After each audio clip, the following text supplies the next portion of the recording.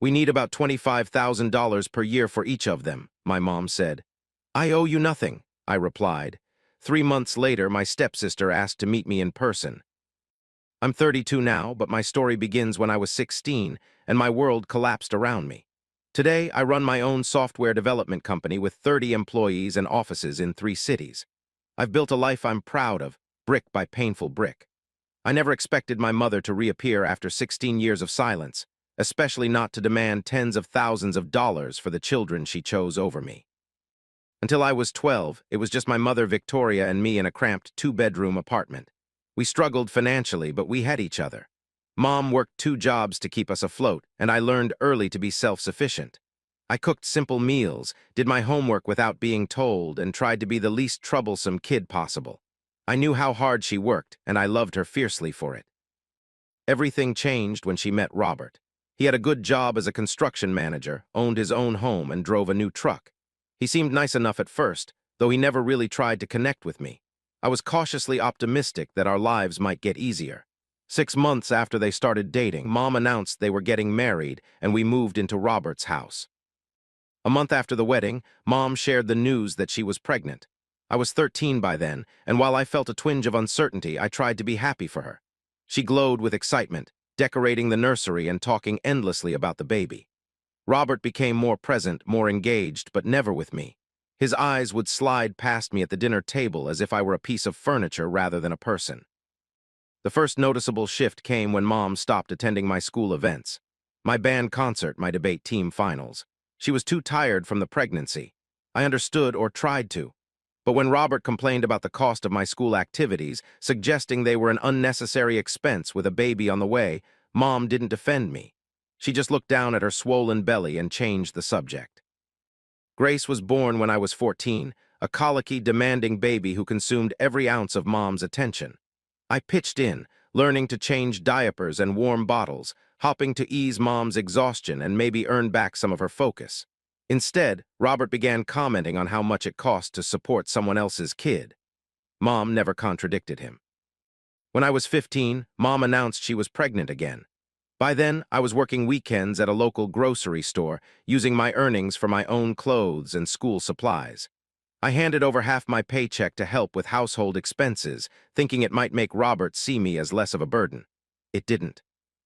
Jackson arrived just before my 16th birthday. We'd moved to a larger house by then, but somehow I ended up with the smallest bedroom, little more than a converted office space. My old furniture didn't fit, so I slept on a futon while Grace and Jackson got matching bedroom sets for their spacious rooms. When I mentioned the disparity, Mom told me I should be grateful to have my own space at all. The breaking point came 3 months after Jackson's birth. I overheard Robert telling Mom they should use my college fund, money my grandparents had been adding to since my birth, for a kitchen renovation. Something inside me cracked at her casual dismissal of my future. When I confronted her, her eyes hardened in a way I'd never seen before. "You've never been grateful for anything Robert has done for you?" she said, her voice flat. "He's right about you." 2 weeks later, they sat me down for what they called a family meeting. Robert did most of the talking, explaining how expensive it was to raise 3 children, how the babies needed more space and resources. "You're practically an adult now," he said while Mom stared at the kitchen table. "You need to learn independence." Mom finally looked up. "We've talked to your grandparents. They've agreed to take you in. We need to focus on Grace and Jackson now. They're just little and need us more." I had 2 weeks to pack my things and leave the only home I'd known for the past 4 years. My grandparents, my biological father's parents, were stunned when I called them. They'd been told I was having trouble adjusting and needed a more structured environment. The truth left them speechless. Within hours, they'd arranged to pick me up that weekend, unwilling to leave me in that house a moment longer than necessary.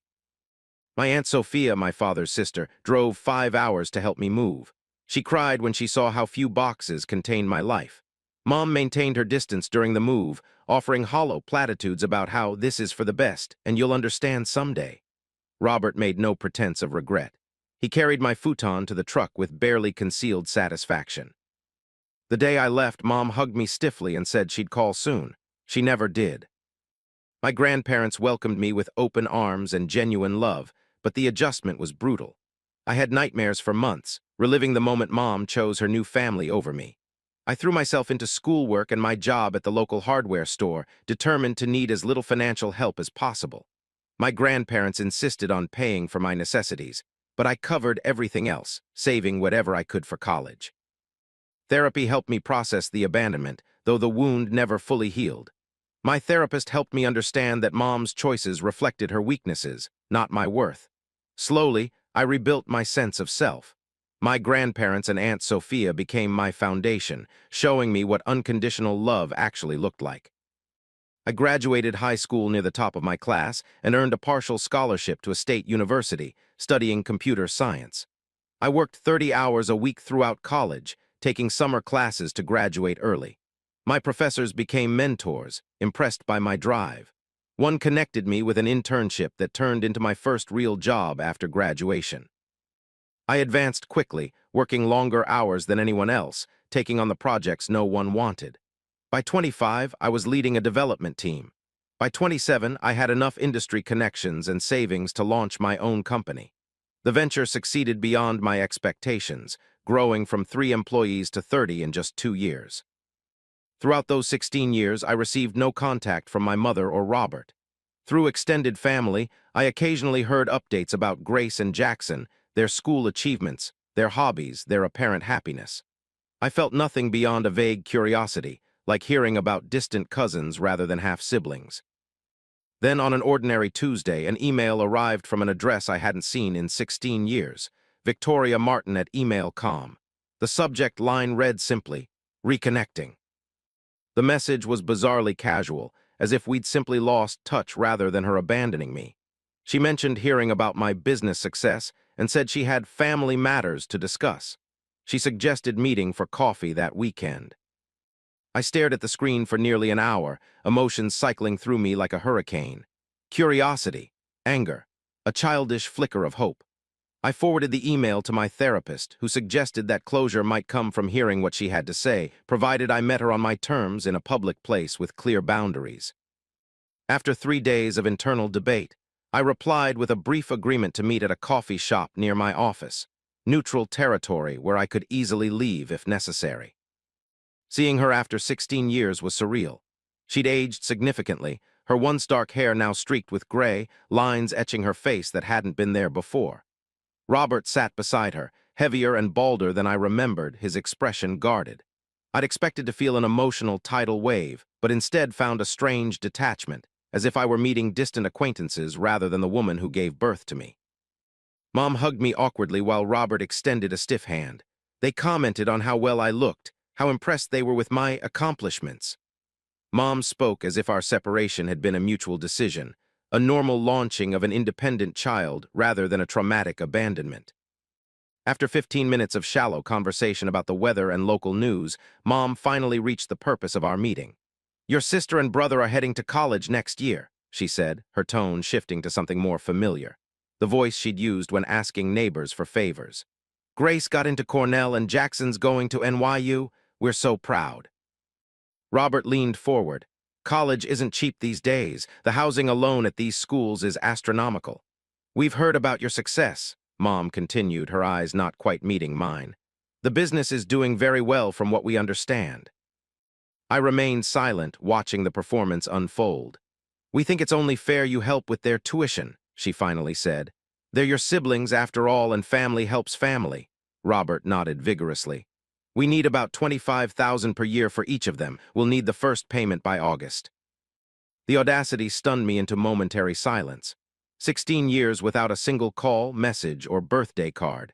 16 years of building my life from the ashes of their rejection. And now they sat before me, not with apologies or regret, but with hands outstretched, expecting tens of thousands of dollars. "Let me make sure I understand," I said carefully. "You want me to pay $50,000 a year for the college education of siblings I haven't seen since they were toddlers?" Mom's smile faltered. "Their family, your brother and sister." "I'm sorry, but I won't be doing that," I replied, my voice steady despite the anger building in my chest.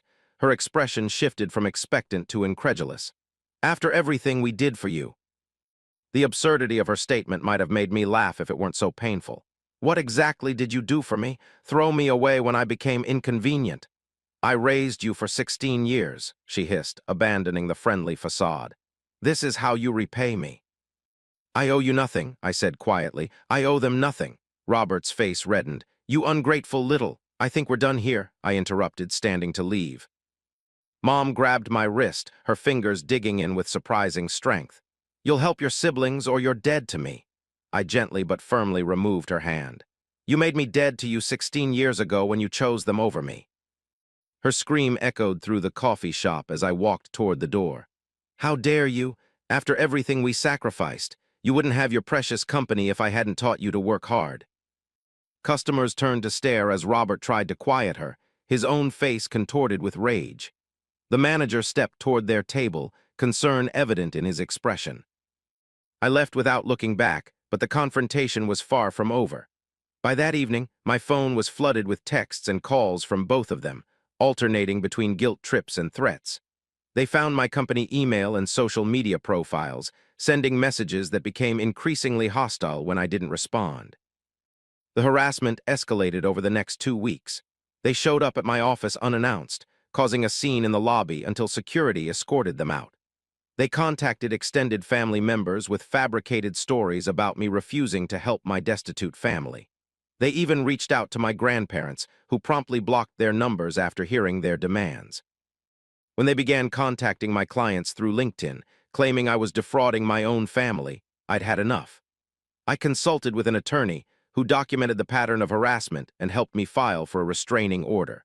We sent a formal cease and desist letter, which they ignored, continuing their campaign of harassment with seemingly no concern for potential consequences. The court hearing was set for a Tuesday morning in early June. I arrived with my attorney and a binder full of evidence, screenshots of messages, security footage from my office, witness statements from employees who'd seen their disruptive behavior. Mom and Robert arrived without legal representation, apparently confident in the righteousness of their position. When the judge asked them to explain their actions, Mom launched into a tearful speech about parental rights and family obligations. She claimed I'd abandoned them years ago, cutting off contact out of teenage rebellion. Robert nodded solemnly beside her, occasionally adding details to her fictional narrative. My attorney methodically dismantled their story, presenting the documentation of their harassment along with affidavits from my grandparents and aunt detailing the circumstances of my removal from their home. The judge's expression grew increasingly troubled as the truth emerged. So to clarify, the judge said, addressing my mother, you asked your child to leave your home at age 16, had no contact for 16 years, and then expected financial support for your other children's education. Mom's tearful confidence wavered under his incredulous gaze. He's successful now. He can afford to help his family. Ms. Martin, the judge replied, the law doesn't recognize any obligation for siblings to financially support each other, particularly under these circumstances. The restraining order was granted, prohibiting them from contacting me or anyone associated with my business for a period of 3 years. As the judge announced his decision, Mom's face crumpled in shock and humiliation. For the first time since I'd known him, Robert looked afraid. The aftermath rippled through our extended family. Some relatives criticized me for being unforgiving, suggesting I should be the bigger person despite the harassment. Others expressed support, having witnessed Mom's behavior over the years. My grandparents and Aunt Sophia stood unwaveringly by my side, proud of me for protecting the life I'd built. 3 months after the court hearing, an unexpected email arrived. The sender was Grace Martin 98 at email.com with the subject line, "Can we talk?" The message was brief and tentative. You don't know me, but I'm your sister. I'd like to meet if you're willing. No mom, no dad, just me. I understand if you say no. I consulted my therapist again, cautious about reopening wounds or exposing myself to further manipulation.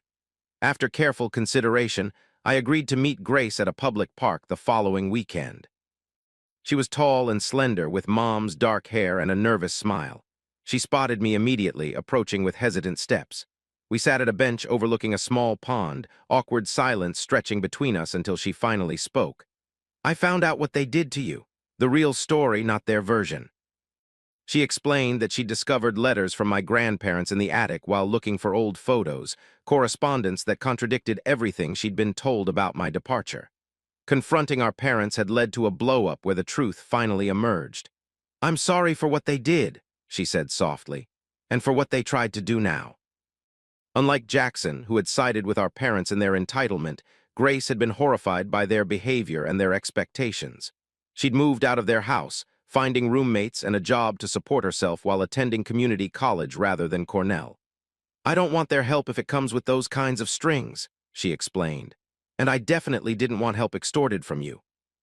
Over the following months, Grace and I built a cautious relationship based on mutual respect rather than obligation. I helped her with job applications and academic advice, but offered no financial support beyond occasional coffees and meals together. She never asked for more, understanding the boundaries necessary for our fragile connection to grow. 6 months after the restraining order was issued, I heard through family that Mom and Robert had been telling people I'd abandoned the family after becoming successful, apparently hoping to salvage their reputation. Grace reported they'd cut her off when she refused to stop seeing me, adding her to the list of children they discarded when convenient. By the 1-year mark of our reconnection, Grace had transferred to a state university on a partial scholarship, maintaining her independence while pursuing her education. We'd settled into a comfortable pattern of monthly dinners and regular texts, building the kind of relationship that should have been possible years earlier. My grandparents were initially wary of Grace, protective of me after everything that had happened. But her genuine remorse for our parents' actions and her determination to forge her own path eventually won them over. Watching them welcome her into their home for Thanksgiving dinner brought an unexpected sense of healing. Jackson remained aligned with our parents, occasionally sending hostile messages to Grace about her betrayal. She shared some with me, revealing the toxic environment I'd escaped years earlier. Whatever guilt I might have harbored for not helping with his education evaporated when I read his entitled, angry words. The experience reinforced what I'd learned through years of therapy and rebuilding. Family isn't defined by blood or obligation. It's created through respect, support, and genuine care. My mother never understood that fundamental truth, seeing relationships only through the lens of what she could gain from them. I don't know if I'll ever fully heal from being discarded by the person who should have loved me most unconditionally. But I've built a life filled with people who choose to stand by me, not because of obligation or financial benefit, but because of who I am. My company continues to thrive. My relationship with my grandparents and aunt grows stronger each year, and now, unexpectedly, I have a sister who chose integrity over comfort. Some people have suggested I should feel smug about my success in the face of my mother's expectations. The truth is, I don't. There's no satisfaction in watching someone reveal the worst parts of themselves, especially someone you once loved deeply. But there is profound peace in knowing I broke the cycle of conditional love that defined my childhood, creating boundaries that protect the life and relationships I've worked so hard to build. My mother taught me what family shouldn't be. Ironically, that painful lesson helped me recognize and cherish what family should be, a circle of mutual respect and genuine care that needs no court orders or legal threats to maintain. For that unintended gift, I suppose I should be grateful after all.